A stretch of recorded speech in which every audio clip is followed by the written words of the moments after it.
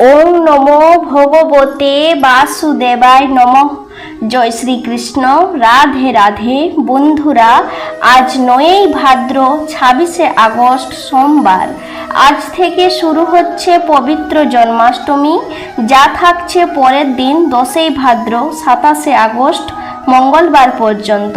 ফলে আজ এবং আগামীকাল মঙ্গলবার দিন, এই দুই দিনেই এই বছর জন্মাষ্টমী পালন করা যাবে। বন্ধুরা, যদি আপনি এই জন্মাষ্টমী ব্রত পালন করতে চান বা এই জন্মাষ্টমীতে ভগবান শ্রীকৃষ্ণের পূজা দিতে চান, তাহলে এই বিষয়টি নিশ্চয় জানেন যে জন্মাষ্টমীর সময় ভগবান শ্রীকৃষ্ণের এই জন্মাষ্টমীর ব্রত কথা শ্রবণ করতে হয়।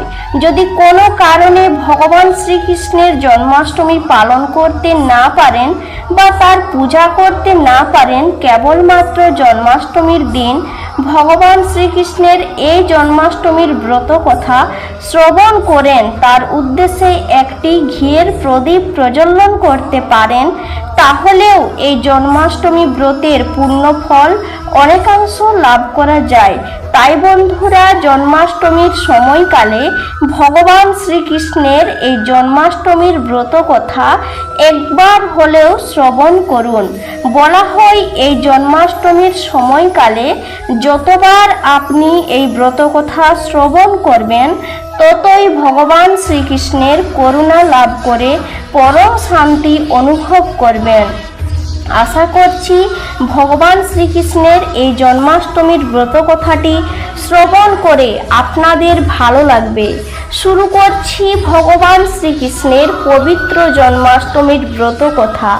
হে কৃষ্ণ করুণা সিন্ধু, দীনবন্ধু জগৎপতে, গোপেশ গোপিকাকান্ত রাধাকান্ত নমস্তুতে। জয় শ্রীকৃষ্ণ। রাধে রাধে। দিলীপ রাজ কোন বশিষ্ঠ মুনির প্রতি শ্রীকৃষ্ণের জন্মকথা শুনিতে সম্প্রতি। ভাদ্র মাসে কৃষ্ণপক্ষে অষ্টমী তিথিতে, কিবা হেতু জনার্দন জন্মিল ধরাতে।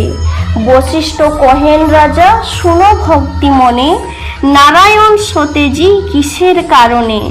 এই পৃথিবীতে জন্মে দৈবকীর উদরে, সেই পুণ্য কথা বলি তোমার গোচরে। পূর্বকালে কংসাসুর নামে নরপতি, অহংকারে মত্ত হয়ে থাকে দিবারাতে। পৃথিবীর দুঃখ দশা দেখি শূলপাণি, ক্রোধতে অধীর হয়ে কহে বাণী। দেবগণ চলো যায় ব্রহ্মার সকাশে, করিব উপায় আজি কংসের বিনাশে। অনন্তর মহেশ্বর ত্রিভুবনে লয়ে, গমন করিল সবে ব্রহ্মার আলয়ে। ব্রহ্মা তবে হংস পৃষ্ঠে করি আরোহণ, ক্ষীরোদ সাগরে যান লয়ে দেবগণ। সাগরের তীরে স্তব করে সুরগণ, স্তবে তুষ্ট হইলেন দেব নারায়ণ। কিবা হেতু করেছ হেথায় আগমন, ব্রহ্মা বলিলেন প্রভু করি নিবেদন। শিব বরে বলিয়ান হয়ে কংসাসুর, পৃথিবীরে দেই সদা যাতনা প্রচুর।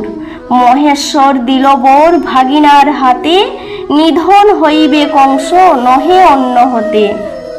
দৈবকীর উদরে জন্ম করিয়া গ্রহণ, পৃথিবীর দুঃখ দশা করুণ মোচন। নারায়ণ বলিলেন দেব মহেশ্বর, পার্বতীকে সাথে দেন একটি বৎসর।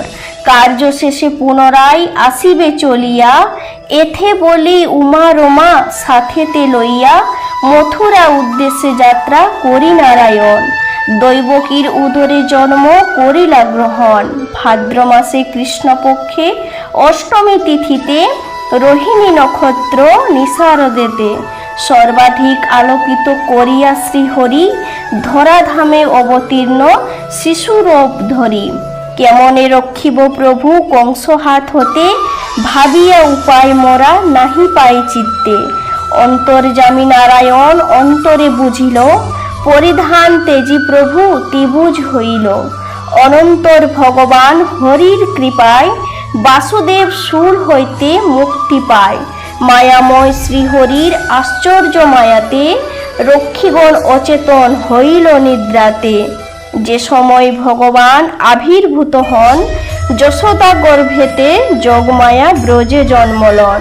অত্যংপর ভগবান কোন বসুদেব, নন্দলয়ে তারে রাখি আসিতে হইবে। নন্দকন্যা যোগমায়া শ্রী ভগবতীকে আনয়ন করিয়া দিবেন দৈবকীতে। যেই কালে বসুদেব গমন করিল, কারাগৃহে লোহদার মুক্ত হইয়া গেল। মন্দমেঘ গগনে গর্জন, মৃদু মন্দ বৃষ্টিধারা হে পতন। স্বয়ং অনন্তদেব সর্পরূপ ধরি, বাড়ি নিবারণ জন্য কৃষ্ণ শিষ্য করি। ছত্রের মতো ফনা করিলা ধারণ, শ্রী বসুদেবের সাথে তিনি করে গমন। এইভাবে বসুদেব যাইতে লাগিল, যমুনার তটে আসি উপস্থিত হইল। দুকলে বহিয়াছে বান, বসুদেব ভাবে কেমন হইয়া পার গোকুলে যাই। হায় কি করিব বসুদেব কাঁদিতে লাগিল, অন্তর্যামী নারায়ণ অন্তরে জানিল। দেখিতে দেখিতে জল আসিল কমিয়া, শিবরূপী পার হয়ে যায় মহামায়া। শিবের পশ্চাতে ধরি বসুদেব যান, মায়া করি বাড়ি মধ্যে করে ভগবান। বসুদেব কাঁদে পুনঃ শিরে হাত দিয়া, জলে ক্রিয়া করে কৃষ্ণ যমুনা লইয়া। যমুনার পুরে সাধ কৃষ্ণকে পাইয়া, কিছুক্ষণ পরে কৃষ্ণ উঠিল ভাসিয়া। সানন্দে বসুদেব তুলি নিয়া কোলে, যমুনা হইয়া পার আসিল গোকুলে। অন্তরে বসুদেব আসেন তা লয়ে, যশোদার নিকটে দেখিল কন্যা আছে শুয়ে। মহামায়ায় প্রভাবেতে গোপীগণী যত, কেহ কিছু নাহি জানে সবে নিদ্রাগত। যশোদাও পুত্র কিছু নাও বুঝিছে, জানে কোন দেবরূপী জন্ম লইয়াছে। যোগরূপী কন্যা দৈবকীকে দিয়া, বন্ধন স্থানেতে বসু আসি চলিয়া। যোগমায়া প্রভাবে পুনঃ বন্ধন ঘটিল, কারাগৃহ পুনরায় আবদ্ধ হইল।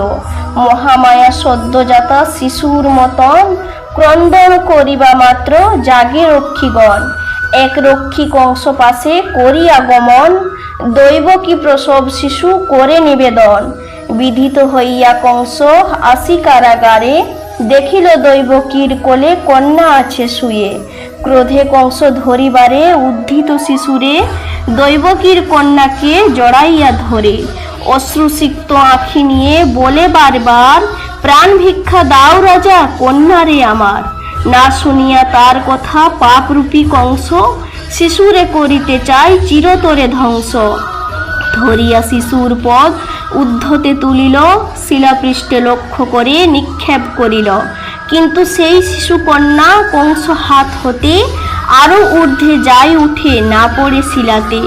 কন্যা অষ্টভুজা হন মহাদেবী রূপে, বলেন বচন দুরাচার কংস ভোগে। দুষ্ট দুরাচার কংস শোনরে বচন, কিবা লাভ হবে বোধে আমার জীবন। তমশত্রু যিনি তিনি বালক রূপেতে, দিনে দিনে বর্ধিত হচ্ছে গোকুলেতে। অতএব নির্দোষী দৈবকী বসুদেব, হিংসা করি উভয়ের কিবা ফল হবে। তারপর অষ্টভুজা মাতা ভগবতী, গেলেন কৈলাস ধামে যথা পশুপতে। মহাবাক্য কংস করিয়া শ্রবণ, বসু ও দেবকীরে করে বন্ধন মোচন। তৎপুরে কি রূপে শত্রু করি বিনাশন, পরামর্শ করে লয়ে মন্ত্রীগণ। জন্মাষ্টমী ব্রত কথা হল সমাপন, জয় শ্রীকৃষ্ণ বলি ডাকো সর্বজন। কৃষ্ণ জন্মাষ্টমী ব্রত করে যেই সকল, সতীচ্ছা তার হইবে পূরণ। রোগ শোক দূরে যায় শান্তি পায় মনে, জন্মাষ্টমী ব্রত কথা যেই জন শোনে। হে গোলক কৃষ্ণ প্রার্থনা চরণে, হে অধমে কৃপা আপনার গুণে। জয় শ্রীকৃষ্ণ, জয় শ্রীকৃষ্ণ, জয় শ্রীকৃষ্ণ। আশা করি ব্রত কথাটি আপনার ভালো লেগেছে। কমেন্টে অবশ্যই লিখুন জয় শ্রীকৃষ্ণ।